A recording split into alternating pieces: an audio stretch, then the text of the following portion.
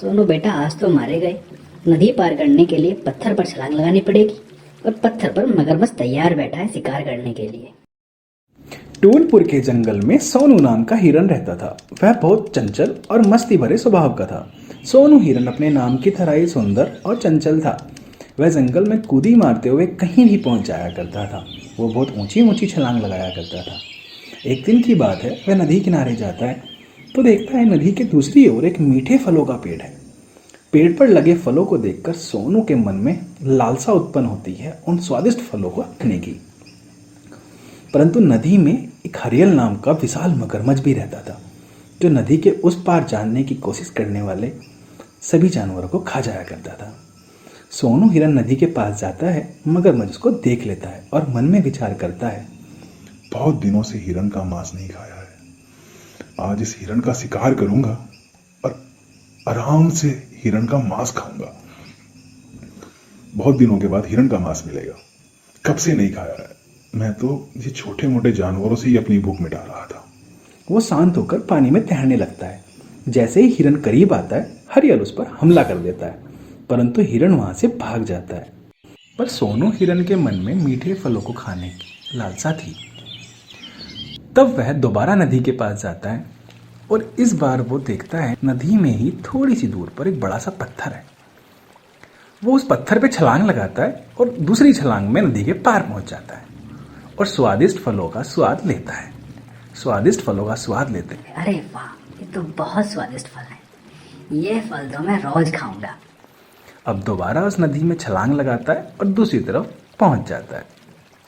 अब वो इसी तरह से रोज छलांग लगाए और रोज स्वादिष्ट फल खाए। एक दिन उसको मगरमच्छ देख लेता है और तब मगरमच्छ के मन में विचार आता है। हरियल मगरमच्छ उस बड़े से पत्थर के ऊपर लेट जाता है। से सोनू हिरन उसके ऊपर छलांग लगाए और वो उसका शिकार कर ले। सोनू हिरन फलों को खाने के बाद जैसे ही वापस जाने के लिए नदी के पास जाता है तो वो देखता है पत्थर कुछ बड़ा सा हो गया है। तब वह समझ जाता है यह मगरमच्छ है और मेरा शिकार करना चाहता है। वो मन में सोचता है, सोनू बेटा, आज तो मारे गए। नदी पार करने के लिए पत्थर पर छलांग लगानी पड़ेगी और पत्थर पर मगरमच्छ तैयार बैठा है शिकार करने के लिए। तब वह दिमाग लगाता है और बोलता है, पत्थर, ओ मेरे दोस्त पत्थर, बताओ तुम कितने फल खाओगे? कितने फल लेके आऊं तुम्हारे लिए? यह सुनकर मगरमच्छ सोचने लगता है कि ओहो, तो ये पत्थर इसका दोस्त है और रोज इससे बात करता है, परंतु ये आज बोल क्यों नहीं रहा है। तभी हिरन दोबारा बोलता है, पत्थर, ओ मेरे दोस्त पत्थर, बताओ कितने फल खाओगे? बताओ कितने फल लेकर आऊं? तब मूर्ख मगरमच्छ सोचता है, अरे ये पत्थर तो जवाब दे नहीं रहा है। मैं ही बोल देता हूँ। हाँ हिरन भाई, मैं सो रहा था, जवाब नहीं दे पाया। हाँ मैं फल खाऊंगा, तुम 2 फल लेकर आ जाओ। इतना सुनकर हिरन बोलता है, मेरे दोस्त पत्थर, आते हुए जब छलांग लगाई थी तो मेरे पैर में मोच आ गई थी, जिससे मैं इतनी ऊंची छलांग नहीं लगा पाऊंगा। क्या तुम थोड़ा नजदीक आ सकते हो और मुझे नदी पार करा सकते हो? मगरमच्छ, यह तो और भी अच्छा है, मुझे भी कम मेहनत करनी पड़ेगी। हाँ मेरे दोस्त, मैं आ सकता हूँ और तुम्हें नदी पार भी करा सकता हूँ। इतना कहकर मगरमच्छ हिरन के पास को जाता है। तब हिरन मौका देखकर झट से पत्थर पर छलांग लगाता है और दूसरी छलांग में नदी के दूसरी तरफ पहुंच जाता है। तब सोनू हिरन मगरमच्छ से, चीते की चाल, बाज की नजर और सोनू की छलांग पर कभी संदेह नहीं करना। और मेरे भाई मगरमच्छ पत्थर भी कहीं बोला करते होंगे, तुम रहो इस नदी में, मैं तो चला। इतना कहकर हिरन वहां से निकल जाता है। तो देखा आपने किस तरह से विपत्ति में बुद्धि से काम लेना चाहिए।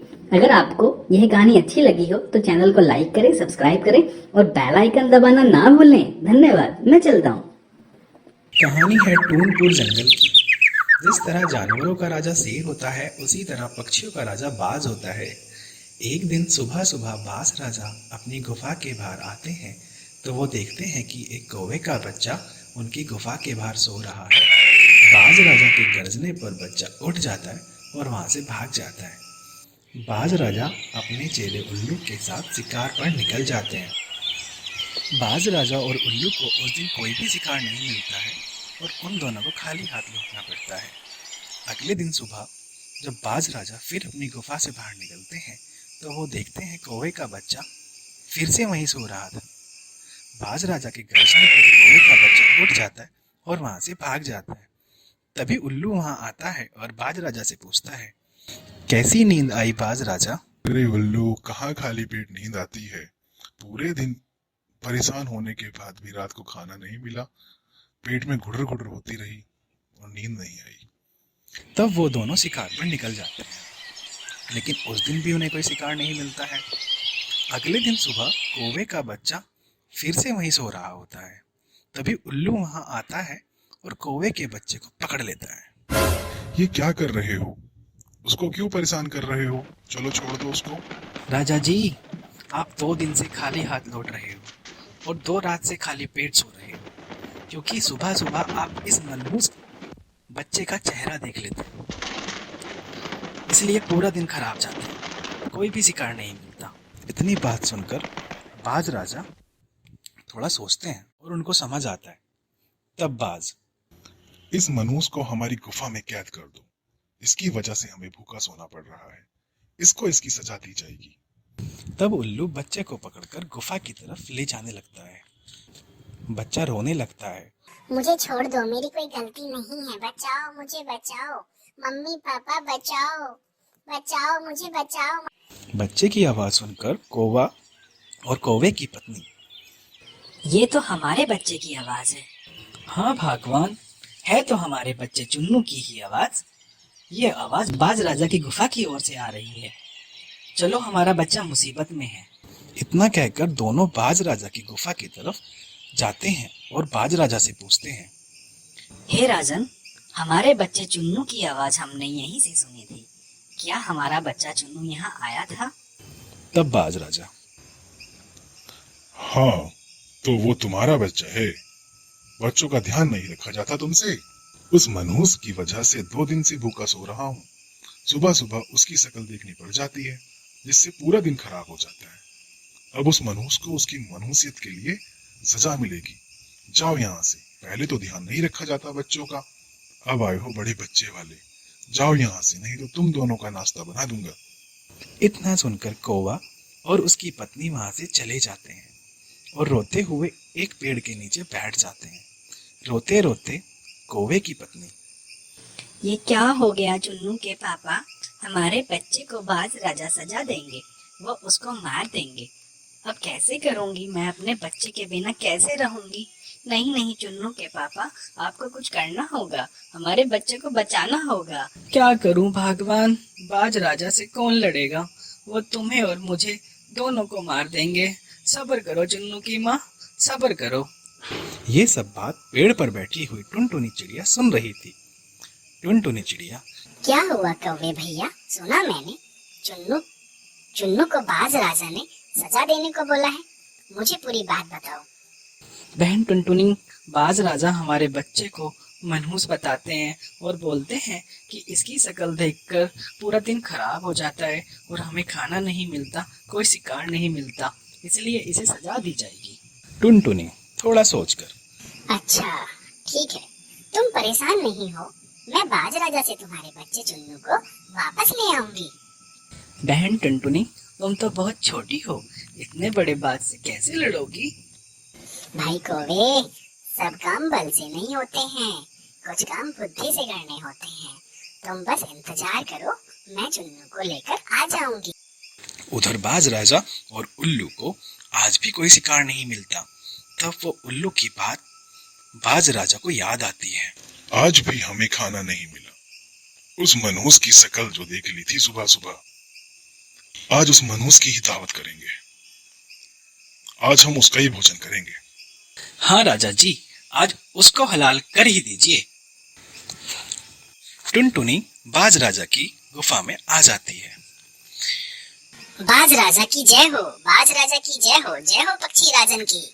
कौन हो तुम और यहाँ खुद शिकार बनकर आ गई हो? तुम्हें मौत से डर नहीं लगता है? मेरी गुफा में शिकार बनकर आई हो। हे राजन, हे राजा जी, मैं तो आपकी शुभचिंतक हूँ और ये संदेश लेकर आई हूँ कि सारे पक्षियों में ये बात फैल चुकी है कि बाज राजा मनहूस है। बाज राजा का चेहरा देखने के बाद पूरा दिन खाना नहीं मिलता है। अभी कुछ दिन पहले की ही बात ले लो, कौवा और कौवी का बच्चा चुन्नू ठीक ठाक रह रहा था, लेकिन जब से बाज राजा का चेहरा देखा है उसको तो मौत की सजा हो गई है, उसको मौत आने वाली है। ये सब सोचकर सारे पक्षी दूसरे जंगल जा रहे हैं। हे राजन, मैं तो आपकी शुभचिंतक हूँ, मैं तो आपको सिर्फ सूचना देने आई थी। यह सब सुनकर बाज राजा अचंभित हो जाते हैं और बोलते हैं, नहीं नहीं, ये मनहूस वनूस कुछ नहीं होता है, सबको बोलो ऐसा कुछ नहीं है। और चुन्नू चुन्नू तो मुझे बहुत प्यारा लगता है, इसलिए मैंने उसे अपने पास रख लिया था। बुलाओ उसके मम्मी पापा को, ये तो बहुत अच्छा बच्चा है, बुलाओ उसके मम्मी पापा को। तब कौवा और कौवी वहां पर आते हैं। तब बाज राजा, ये लो कौवे, अपने बेटे चुन्नू को, इसे कोई सजा नहीं देने वाला मैं, ये तो बहुत प्यारा बच्चा है। मेरी गुफा के बाहर रोज हो जाता था, मैंने इसलिए इसको अंदर सुला लिया था। नहीं नहीं, ऐसा कुछ नहीं है, कुछ मनुष्य नहीं होता है। ये लो, चुन्नू को लो, और आज से मैं ये घोषणा करता हूँ कि चुन्नू मेरी गुफा में कभी भी आ सकता है और मेरे हिस्से के खाने से खाना खा सकता है। इस तरह से टुनटुनी ने चुन्नू की जान बचा ली। जंगल के सुनसान इलाके में एक तांत्रिक चील रहा करती थी। वह जादू टोना और पूजा करने की गलत विधियों के कारण विख्यात थी। वह भगवान को खुश करने के लिए चिड़ियाओं की बलि दिया करती थी, इसलिए सब उससे डरा करते थे और रात को उसके इलाके से गुजरने से भी डरते थे। एक दिन वह अपने दोनों शिष्यों रंगा और बिल्ला से बोलती है, रंगा बिल्ला, मुझे एक साफ सुथरी और सुंदर चिड़िया की बलि देनी है। तुम दोनों जाओ और ढूंढ कर लेके आओ। मुझे बलि देनी है, सूर्य ग्रहण आ रहा है। मुझे दुनिया की सबसे बड़ी तांत्रिक बनना है। रंगा और बिल्ला दोनों उल्लू वहां से उड़ जाते हैं और उड़ते हुए पास के जंगल में पहुंच जाते हैं। उनकी नजर चीनू चिड़िया पर पड़ती है। चीनू चिड़िया पेड़ पर बैठकर मौसम का आनंद ले रही होती है। तभी रंगा और बिल्ला उसे देखकर बोलते हैं, बिल्ला देख देख, ये शिकार बिल्कुल वैसा है ना जैसा बॉस ने कहा है। हाँ रंगा, है तो बिल्कुल सुंदर चिड़िया। चल जल्दी से जाल फेंक और इसे पकड़ ले। इतना कहने पर रंगा जाल फेंकता है, लेकिन रंगा के जाल फेंकते ही चीनू चिड़िया उड़ जाती है। चीनू चिड़िया उड़ते उड़ते, अरे मुझे पकड़ना इतना आसान नहीं है, मुझे पकड़ना मुश्किल ही नहीं नामुमकिन है। आए उल्लू कहीं के, रंगा बिल्ला चिड़िया पकड़ेंगे। और चीनू चिड़िया फुर्र से उड़ जाती है। दोनों उल्लू बेचारे एक दूसरे का मुंह देखते रह जाते हैं और चीनू चिड़िया उड़ जाती है। तब वो सोचते हैं अब उससे क्या बोलेंगे, तब उसको क्या जवाब देंगे। तब वो दोनों वहां से उड़कर तांत्रिक चील के पास जाते हैं। तांत्रिक चील उन्हें खाली हाथ देखकर गुस्सा करती है और उनको फटकार लगाते हुए बोलती है, तुम वाकई में ही उल्लू हो, खा खा के मोटे भैंसे जैसे हो गए हो। तुमसे एक चिड़िया नहीं पकड़ी गई है। आ गई यहाँ पर मुंह लटका के, चले जाओ यहाँ से। और जब तक चिड़िया लेकर ना आ जाओ अपनी शकल मत दिखाना, नहीं तो तुम्हारी बलि दे दूंगी इस बार। आ गई बात समझ में? चलो जाओ यहाँ से। इतनी बेइज्जती कराने के बाद दोनों उल्लू रंगा और बिल्ला वहां से चले जाते हैं। पर रास्ते में बिल्ला रंगा का साथ छोड़ देता है, क्योंकि उसे डर था कि अब की बार अगर चिड़िया नहीं मिली तो तांत्रिक चील उसकी बलि दे देगा। इसलिए रंगा अकेला पड़ जाता है। लेकिन एक दिन रंगा उल्लू को मौका मिल जाता है। चीनू चिड़िया खुले मैदान में बैठी थी। मौका देखकर रंगा उल्लू उसके ऊपर जाल फेंक देता है। इस बार चीनू चिड़िया जाल में फंस जाती है। अब रंगा बड़ा खुश होता है और उसे उठा करके तांत्रिक चील के पास ले जाता है। तब तांत्रिक चील बहुत खुश होती है और बोलती है, रंगा, वाह मेरे बच्चे, तूने तो बहुत अच्छा काम किया है। तूने मेरा सपना पूरा कर दिया है। कितनी सुंदर चिड़िया है। वाह वाह मेरे बच्चे, वाह, बहुत सुंदर चिड़िया लेके आया है तू। बिल्ला कहाँ गया? बिल्ला भाग गया। चल कोई नहीं, भागने दे।